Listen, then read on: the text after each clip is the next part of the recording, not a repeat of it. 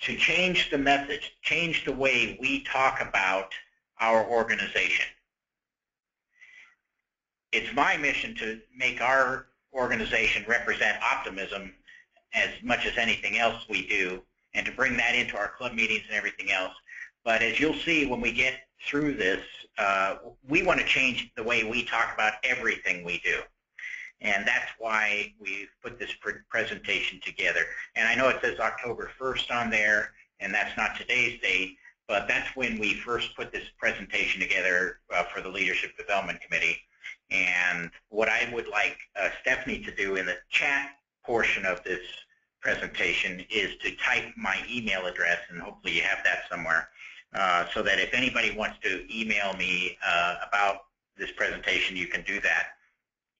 Also, I want to invite you to use the chat session if you'd like to ask any questions during the presentation. Stephanie will review those, and we won't be able to answer even most of your questions, but if there is one that really seems like we should take the time to answer it, she will put that in front of me, and I will address it. So that is open to your for your input. So one of the things I want to talk about in terms of changing the message is the very mission statement that we have as an organization. We all know by providing hope and positive vision, the optimists bring out the best in kids. But I would like to suggest that we also bring out the best in our communities and ourselves. And when we start talking about what's in it for ourselves, then having people decide this is a good organization to be a part of is a much easier proposition. So I would like us to think about not just what we do for the kids, and as you'll see through this presentation, it is important what we do for the kids, but let's not forget that we have derived personal benefits out of it too. So what is it that really drives an Optimist Club and its members? When we think about what we do and how we talk about it, there are a lot of things that we do in our clubs that do not are not in our best interest in terms of having members join. And in fact, what we've seen over the last 20 years or so is a pretty steady drop in membership. And I think if we revise the message that we send to our members and our potential members, we will be able to turn this around. And in fact, in the first few months of 2015, we have seen an increase in membership just since January and February of over 100 members. And I think that's partially because this message here is starting to get out, and we hope that you will take this to heart and do it too. What are some of the things we do in our clubs? What are some of the messages we send to our own membership that does not make them feel like this is the best thing? One of the things we hear a lot by clubs driven by tradition is that's the way we've always done it. Want to do something new, and or try a different way of approaching this project, and somebody speaks up and says, well, that won't work. We've tried that. It won't work anymore. It didn't work then, and it won't work now.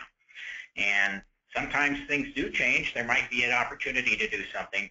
And what this message says to people is, well, we know better than you about how to work this club. And what you want to make your club is an inclusive place where everybody feels like they have valid input into what the club does. Some clubs are driven by a charismatic personality, and often those are really fun clubs to be in. The person who's in charge is really exciting. Everybody likes to be around that person. But what happens when that person is no longer in that role? And so clubs that are driven by a charismatic personality where people respond to that person do get a lot of things done, but the long-term potential of that club could be thwarted by by focusing too much on the one personality. Another thing that clubs sometimes do is they focus on the finances of things. Oh, we can't do that because it will cost too much money and might not work and all that kind of thing. And sometimes we need to take a risk and see what happens, also being mindful that that money doesn't grow on trees. And here's the one that I'd like to say is probably the one you would, at the face of it, disagree that this is a bad statement. But I want to propose that it is not just all about the kids. So frequently when people ask us what we do, and I'm going to talk more about that later, we say, oh, it's all about helping the kids. And that's true. We do, our mission and our focus is providing hope and positive vision to youth in the belief that that will make our community a better place. But let's not forget that there is something in it for our members too. It is not just about the kids, because there are many ways you can contribute to kids' lives and make a positive impact on them. We could volunteer at the Boys and Girls Club. We could join Rotary. We could do all kinds of things. But there is something about an Optimist Club that we get personal benefits from aside from helping the kids. And we're going to go into this in more detail. I just want to open your mind to the possibility that helping kids is not all that we do. We help ourselves as well. So what do we need? What is it that will focus people on the things that will make them want to join our clubs? And I think what it does, what we start with is a purpose or mission. And once we have that in place, we can talk about why people want to become a member of our organization. So how do we do that? Well, first we need purpose-driven leaders. So we need people, and there is a great book called Good to Great by this author, Jim Collins, and he studied over 1,400 companies and analyzed what was different about the 11 of those companies that turned their good success into great success over an extended period of time, 25 years. And what he found in every one of those companies that went way above what was considered good in terms of success of a company, and these companies all had leaders, he calls them level 5 leaders, who were ambitious first and foremost for the cause. They made the purpose of the business the cause, and people would rally around the cause that was put forth by the leadership of the organization. And in doing that, they focused on that rather than what they do. And we're going to talk a little bit more about that too as we go.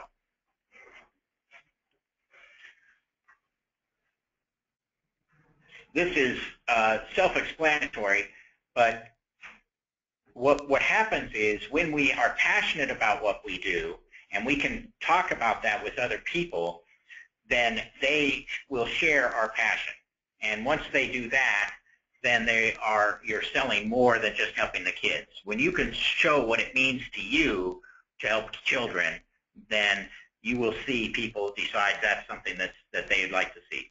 And of course, one of the overall reasons for new members at all times is the more people we have working together, the more we can do.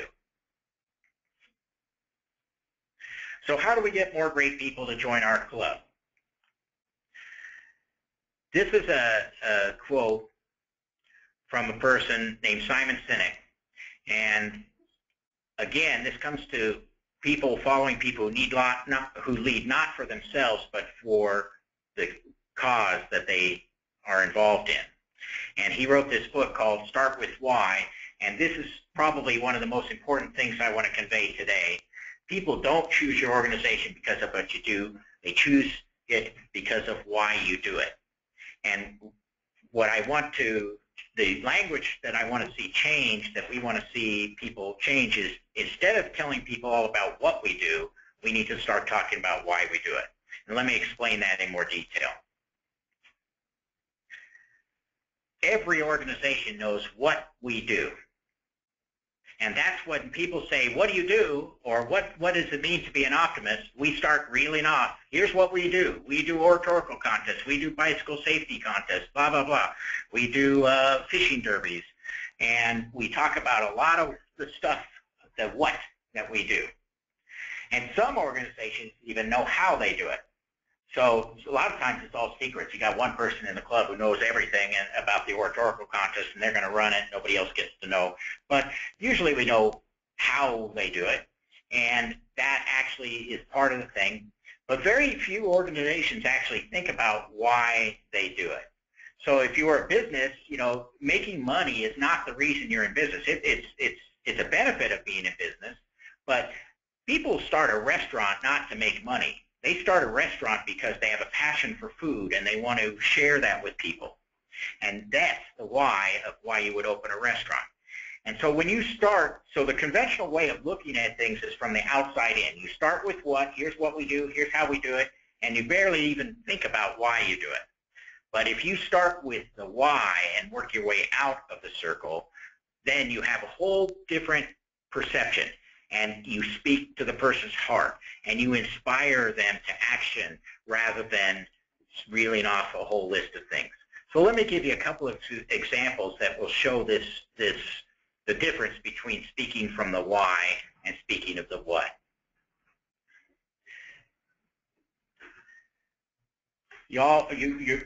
People are probably familiar with Martin Luther King's "I Have a Dream" speech. And really, the why of that speech was the dream of equality of all people.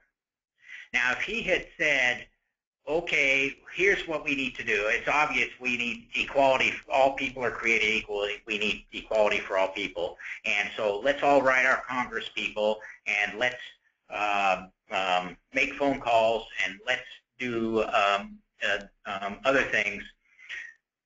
People would walk away from that and not do anything. And so what he did instead was he started with the why and put that forward in a very dramatic speech. And what happened then was people were inspired to start the process of rallying people around that dream, and then eventually they got around to the what, which is the passage of the civil rights legislation. So he could have come out there and he could have given a "I have a plan" speech, but instead of doing that, he gave a "I have a dream" speech. And if he had assumed that people would work for change because they thought it was the right thing to do, and then they would have done what we do at our district meetings when we talk about membership, and we say, here's why we need new members. We need more members to do more work and things like that. And people walk away from our district meetings and still do nothing. Now, for you visual learners, let me give you another example. When you think about his dream, there's not a single person in this world who would not agree with his dream that he would like his children to be judged on their actions rather than the color of their skin. And so when you come up with a universal truth like that, you can inspire people to action. And that's what we need to do at our district meetings as well. And we need to focus more on inspiring people to action than actually talking about the nuts and bolts of here's how we get new members, and it's easy, just ask, and all that kind of thing. But for those of you who are visual learners rather than auditory learners, let me give you a perfect example of starting with why. And this is a public service announcement about drinking and driving. So it's obvious to us that drinking and driving is not a good idea, and we can explain how that could get you killed. It could cost you a lot of money if you get it pulled over and that kind of thing. But there's no better way of telling people not to drink and drive than this right here. Come on, buddy. You and me, we were made for love. A lifetime is not long enough to show you what you mean to me. I'll be waiting for you when you come home. See you later, buddy.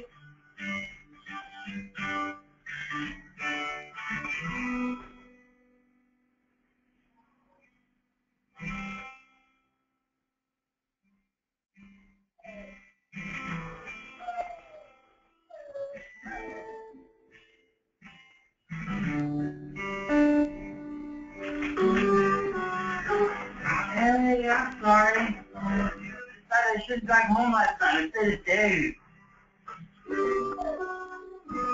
When you come on, I'm back. I'm back. Yeah, I'm back. So you can see, if you didn't need a Kleenex yet, but you can see that that's a way to approach the subject of drinking and driving in a way that inspires people to actually not drink and drive, as opposed to being just giving them the facts of why you shouldn't do it. So let's talk about how we can relate that to our Optimist Clubs. First of all, let's talk about why we do what we do. Why do Optimist Clubs exist? And of course, it's to help children. But also, what sets us apart from other service organizations? Well, it's in our name. We're optimists. Why can we not promote optimism within our club meetings as well? And we're going to talk about this in a little bit too. But not just helping kids, but promoting optimism in our communities and ourselves as well. What do we represent? And how is our Optimist Club helping our members on a personal level? So we need to also remember to give our members benefits, whether it's in our meetings with fellowship and fun, or whether it's networking in business or professional development. And that brings us to the most important part of what we are here to talk about tonight, and that is, what is it that what do members get out of our clubs? The membership committee has come up with a list of membership benefits, and we've discussed it with the other marketing and the leadership development committee, and this should be put forth in some kind of brochure and that kind of thing. We're working on these kinds of things as we speak. But let's talk about what are those things that that the members receive as being a part of our club. And I will tell you that they coincide with what positive psychology has shown to be the 5 key factors in a state of well-being for an individual. So as we go through these, you will see that each of these speaks to a very important part of the human personality that we need, things that we need as human beings in our lives.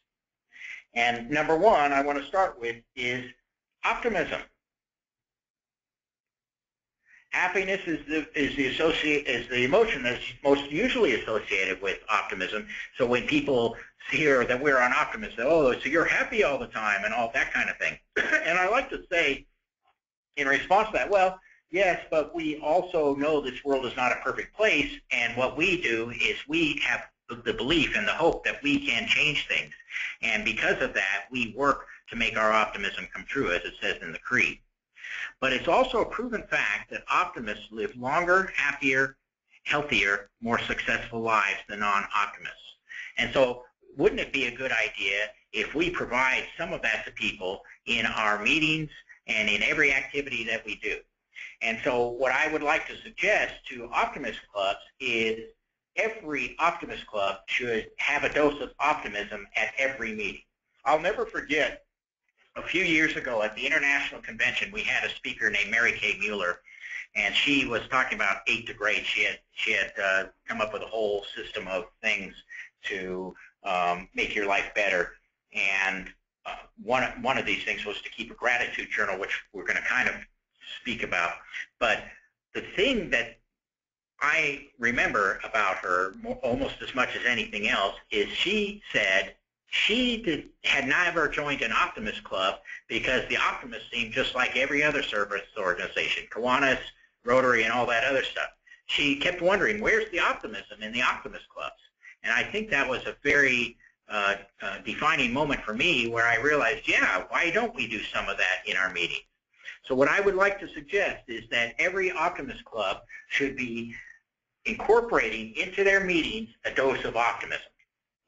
And there's 3 areas where you can do this, and what you would do is every meeting is have some kind of activity, and I'll explain, but you can have gratitude for the past, and that falls into the category that Mary Kay Mueller was suggesting, and scientific studies have shown that if you were to write down every day 3 things that you were grateful for, you would, in 30 days, be much happier than you were when you started.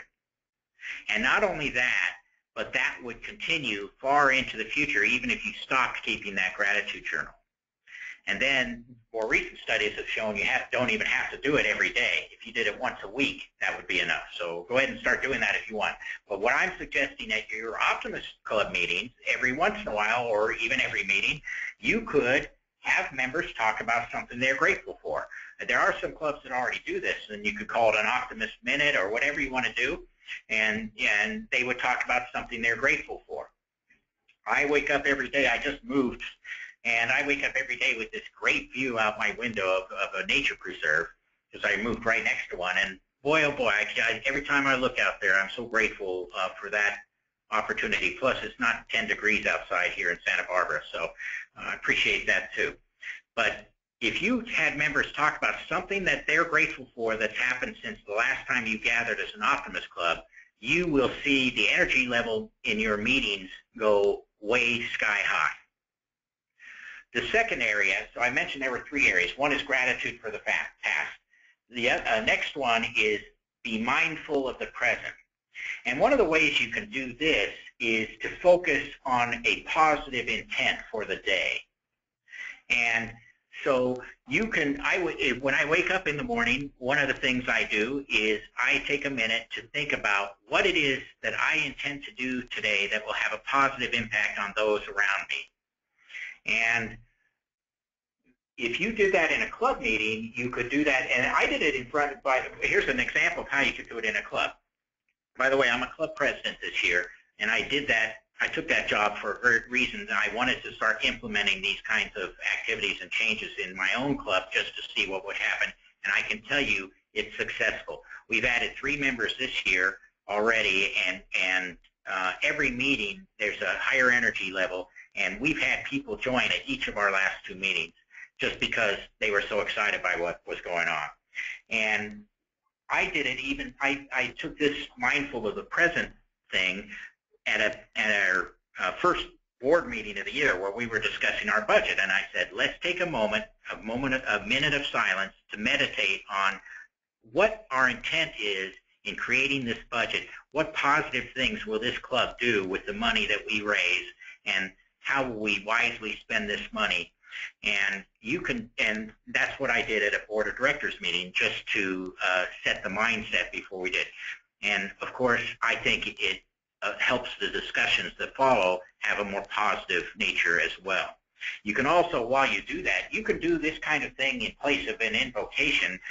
A lot of young people, by the way, are balking at the invocation thing, and I know that's blasphemy to say, and we'll have a lot of old-timers saying, well, that's the way we've always done it, and we shouldn't change it, and that kind of thing. But I will tell you, you can do this just this way that I'm talking about, because prayers are often about gratitude. Prayers are often about mindfulness of the present or positive intent, and they're also about hope for the future.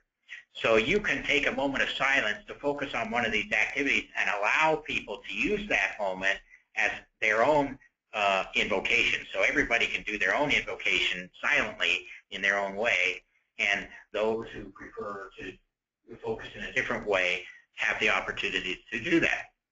It might make for a more inclusive situation.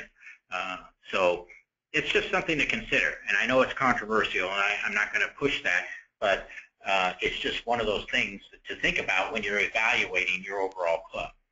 The third feature of optimism that I want to point out, and that is, I've already mentioned, hope for the future.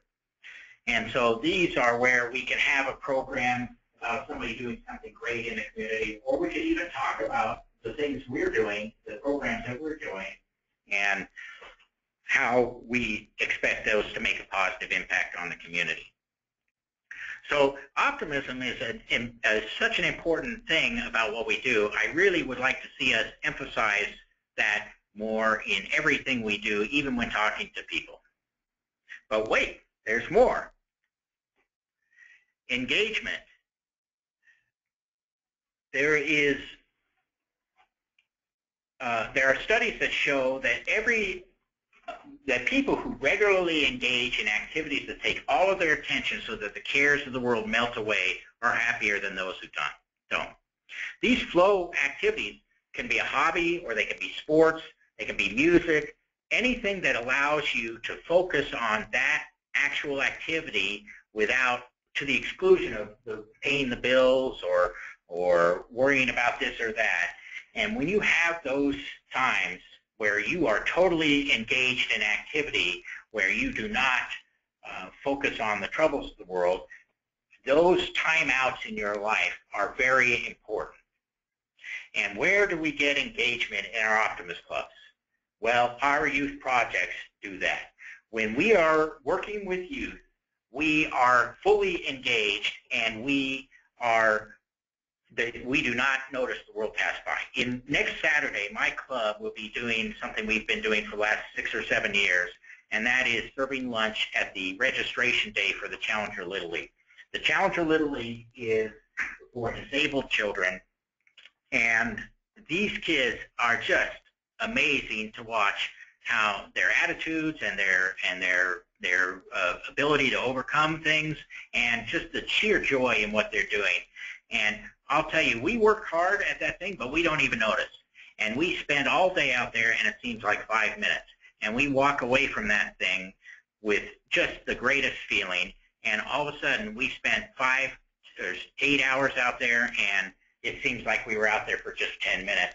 And we go home a little bit exhausted, but we feel just totally refreshed by doing that project. And I would dare say that just about any youth project that your club does has that same kind of engagement. And so it's important for us to put that forward to people as, here's a benefit of being a part of your Optimist Club. And this is along the lines of what we all recognize as what is the value of joining an Optimist Club. Probably the most important factor in people's longevity and overall well-being is social relationships. People have evolved to be social animals, and that means social relationships are very important to our well-being. And in fact, studies have shown that people with strong friendships, whether it's a big social of friends or just a few friends that are very close and you have very good communication with and relationships, those social relationships are a greater predictor of longevity than anything else. In fact, smokers with strong social relationships live longer than non-smokers who don't have those relationships. And when we look at our Optimist Clubs, and in my district we did this a few years ago, where we just broke into round tables and brainstorming sessions, and we spent a whole weekend one time trying to figure out what is it about Optimist Clubs that really is of value to people. And what kept coming up over and over again are the friendships we've made among our members. And I can tell you, I've been an optimist for 27 years, and some of my best friends are optimists. And I would not have made many great friendships that I have today without having joined this club. And in fact, Ken Garner at the International Convention last year, Ken Garner, of course, our international president, he met his wife through optimism, and he asked people in the audience to stand up if they had met their significant other through optimism. And we had a huge chunk of people in that room stand up. And he jokingly said, well, maybe we should make it, we should start singles Optimist Club so we can put people together. And that's not a bad idea. So if anybody wants to run with that, go for it. Because I think there's something to be said for the fact that we're family. We make strong relationships in our clubs, and we have all the great things that come with family and some of the other things that come with family, and it's all good. So relationships are an important benefit of becoming a member of an Optimist Club. You'll find new friendships and really have some value out of that. And of course, the most common one that we all know as far as why we join our Optimist Club, and this is the one we're usually focused on when we're talking about why people would want to join our clubs, is meaning, and purpose. Optimists are a force for positive change, and we feel like being a part of our club will make this world a better place than when we got here. And of course, that's true. And meaning and purpose in one's life is something that's absolutely important and has great benefits for somebody's well-being. And so our youth activities certainly provide that for people, and knowing that we're making a positive difference in our communities is something that goes without saying. And we almost take it for granted sometimes. In fact, we my club, for instance, we're celebrating our 45th anniversary next year, and so that means we've been doing oratorical contests for over 40 years, and so there are people in their 50s who have benefited from our Optimist Club. And we don't think about it every year. We just say, okay, here comes the oratorical contest. Who's going to get the punch and who's going to get the cookies and blah, blah, blah. But we forget that we are making, this is a life-changing moment for these kids in these contests. Every single year for 40-some years, we have changed children's lives. I can't tell you how many people come up to me and tell me, the Optimists did this for me when I was a child, and more often than not, it's I participated in an oratorical contest. When we formed the Brentwood Optimist Club, I don't know if he's online with us today, but we formed the Brentwood Optimist Club a couple years ago, and we went into a school one time, and we wanted to talk to the principal, and everybody was scurrying around behind the counter and things, and we were asking the principal, and this guy comes up and looks at the pins we were wearing and says, oh, they're Optimists. He says to the principal, you listen to whatever these people say, and then he just ran off doing whatever he was doing. And we were just blown away by that reaction. Optimists don't we usually get like, who are you? And we have to say, well, we're like Rotary. But what this guy did, we ended up, when we got a hold of the principal, we said, well, we want that guy's email address. He ended up joining the club, and in fact, he became the club president. We still didn't know really why he had made that comment. Maybe we should have asked him, but we didn't. And when he got up at the organization meeting or at the charter dinner to make a speech about being president, he talked about when he was 14 years old and participated in the oratorical contest, and he was making somewhat of a controversial speech, but the thing that impressed him most was here he was, he had the rapt attention of a room full of adults, and they were listening to him even though he could see that some of them didn't agree with what he was saying. And it was such a powerful moment for him that he cites that as the reason he became a teacher. And we do this every time we do an oratorical contest. And sometimes we forget how important that is in the kids' lives that we affect. And so it's important not to take, even though that is the thing we usually say, we kind of say it in a non-inspiring way. Oh, yeah, we do oratorical contests, and you can get college scholarships out of it, blah, blah, blah. And we just keep moving on to the next thing, instead of telling a story like I just told, where that may inspire somebody that, yeah, that's something I want to get involved in. And here's another thing that we often forget in our talking to people about what you get out of an Optimist Club. Professional development. Professional development is something that we do not do enough of, but we have opportunities available to people. And in fact, and I would talk about the Personal Growth and Involvement Program, the PGI program, as part of that, and that's obvious, but it's so little used. But there are other ways that we do professional development just every day through our regular club activities. But let me go back to PGI for just 1 second, because at the first couple of levels of PGI, or professional growth and personal growth and involvement, is one of the things that you need to do to achieve that level is, and I'm not going to get it exactly right, I should have the book in front of me, but you make a speech about how optimism can make this world a better place. Now just go back to the first thing I was talking about, bringing optimism into your club meetings. What if we had, my club right now I think has 22 members, I can't remember. Well, let's say it's 22. What if we had 22 speeches about how optimism can make this world a better place? That would be a lot of programs, cover a lot of ground, and it would include a lot of optimism in our meetings. And we would learn things about each other and build our relationships with each other, and it would be a public speaking opportunity for the people who did it. And a lot of people are very nervous about public speaking, and yet here we are, a family environment, a safe environment, and this is the perfect opportunity for somebody to get some public speaking skills. So we do ourselves a disservice when we do not use the PGI program in our clubs. There's so many benefits. But how else do we promote professional development in our clubs?